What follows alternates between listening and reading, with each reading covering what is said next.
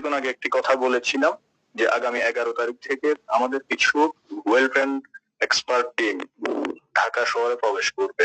হ্যাঁ, যেটা 5ই আগস্টের পূর্বে যেভাবে স্নাইপার যে কথাগুলো ছিল, যেভাবে করছিল, আমরা তার চাইতেও আরো ডাবল ধামাকা আকারে আমরা করতে চাচ্ছি।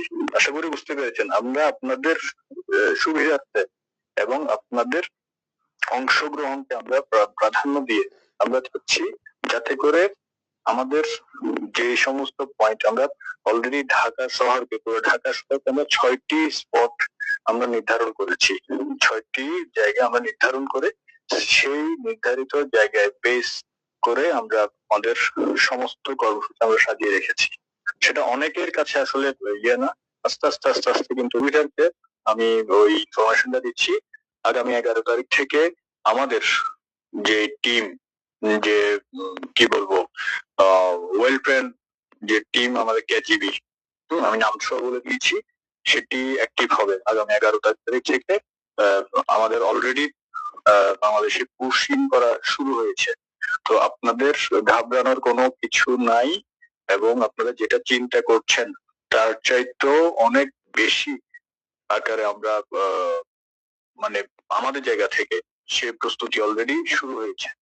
তো সেই কথাটি আপনাদের মাঝে আমরা জাস্ট, আপনারা আশাহত হইয়েন না, সাহস হারাইয়েন না। আমাকে রাজপথে থাকতে হবে, রাজপথে থাকেন, রাজপথে থাকেন। বাকি কি করার দরকার সেটা আমরা করে দিচ্ছি আপনাদের। আমরা যে লজিস্টিকের যে বিষয়টা বলছেন, আমাদের গত আপনার জুলাই মাসে প্রবালদা জানেন কিভাবে কাজ করেছিল, সেম জিনিস এখন আরো ওয়েল ট্রেন্ড। যেহেতু লাইসেন্স অলরেডি পেয়ে গেছি, মাননীয় প্রধানমন্ত্রী লাইসেন্স নিয়ে নিয়েছেন। হ্যাঁ, রাশিয়া থেকে যেভাবে ওনার সাথে কথা হয়েছে সেই অনুযায়ী লাইসেন্স অলরেডি প্রাপ্ত হয়ে গেছে।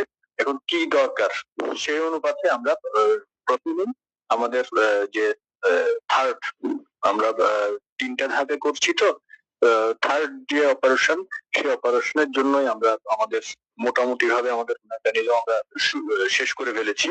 সেই অনুযায়ী আগামী পরশু থেকে আমাদের টিম প্রবেশ করা শুরু করবে, শুধুমাত্র ঢাকা এবং চিটাগং কেন্দ্রিক।